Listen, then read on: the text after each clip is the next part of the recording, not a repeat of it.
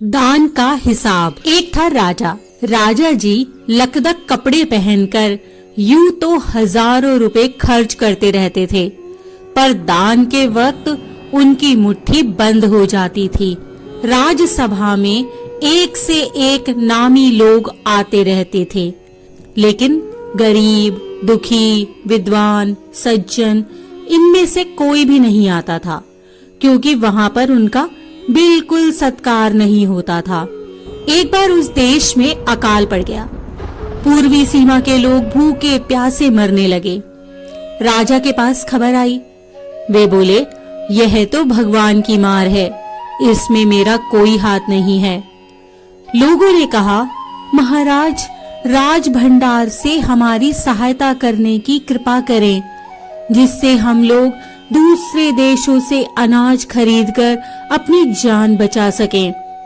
तो राजा ने कहा, आज तुम लोग अकाल से पीड़ित हो, कल पता चलेगा कहीं भूकंप आया है, परसों सुनूंगा कहीं के लोग बड़े गरीब हैं, 2 वक्त की रोटी नहीं जुटती। इस तरह सभी की सहायता करते करते जब राज भंडार खत्म हो जाएगा, तब खुद मैं ही दिवालिया हो जाऊंगा। यह सुनकर सभी निराश होकर लौट गए। इधर अकाल का प्रकोप फैलता ही जा रहा था। न जाने रोज कितने ही लोग भूख से मरने लगे। लोग फिर राजा के पास पहुंचे। उन्होंने राजसभा में गुहार लगाई, दुहाई महाराज, आपसे ज्यादा कुछ नहीं चाहते, सिर्फ 10,000 रुपए हमें दे दें तो हम आधा पेट खाकर भी जिंदा रह जाएंगे।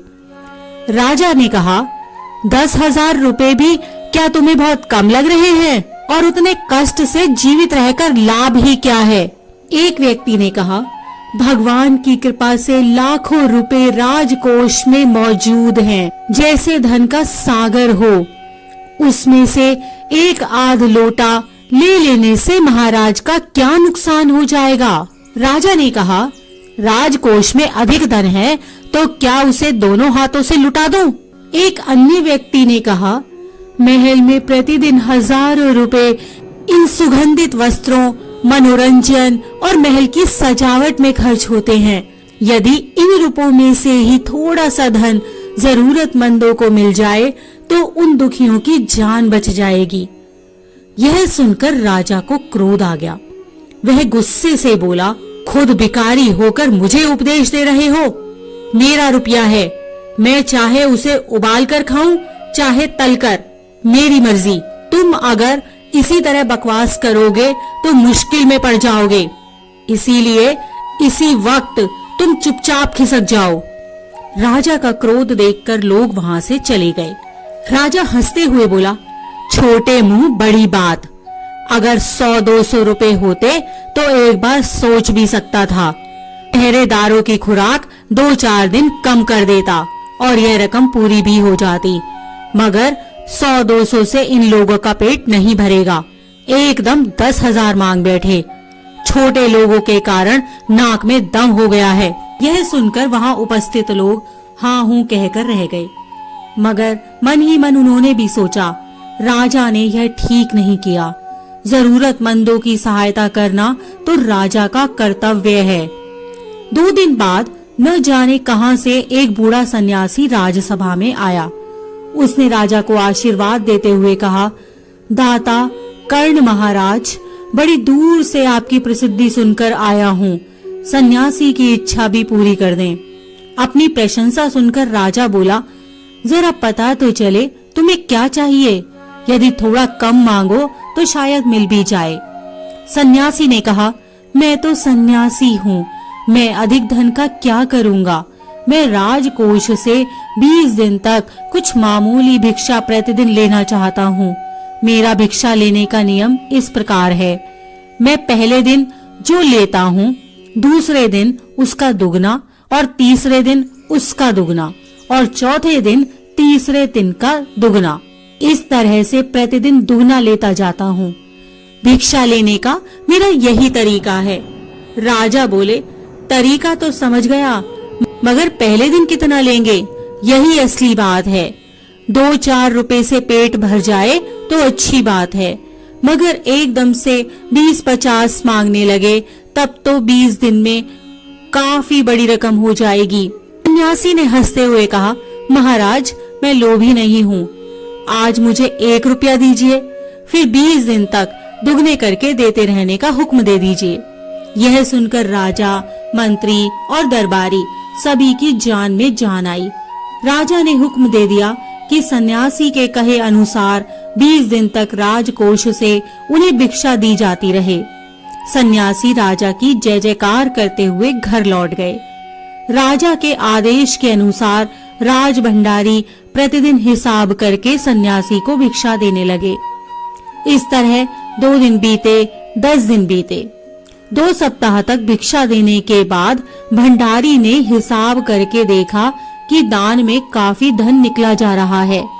यह देखकर उन्हें उलझन महसूस होने लगी। महाराज तो कभी किसी को इतना दान नहीं देते थे। उसने यह बात मंत्री को बताई। मंत्री ने कुछ सोचते हुए कहा, वाकई यह बात तो पहले ध्यान में ही नहीं आई थी, मगर अब कोई उपाय भी नहीं है। महाराज का हुक्म बदला नहीं जा सकता। इसके बाद फिर कुछ दिन बीते। भंडारी फिर हड़बड़ाता हुआ मंत्री के पास पूरा हिसाब लेकर आ गया। हिसाब देखकर मंत्री का चेहरा फीका पड़ गया। वह अपना पसीना पोंछकर, सिर खुजलाकर, दाढ़ी में हाथ फेरते हुए बोला, यह क्या हो रहा है? अभी से इतना धन चला गया है तो फिर 20 दिनों के अंत में कितने रुपए होंगे? भंडारी बोला, जी पूरा हिसाब तो नहीं किया है। मंत्री ने कहा, तो तुरंत बैठकर अभी पूरा हिसाब करो। भंडारी हिसाब करने बैठ गया। मंत्री महाशय अपने माथे पर बर्फ की पट्टी लगाकर तेजी से पंखा झलवाने लगे। कुछ ही देर में भंडारी ने पूरा हिसाब कर लिया। मंत्री ने पूछा, कुल मिलाकर कितना हुआ? भंडारी ने हाथ जोड़कर कहा, जी 10,48,575 रुपए।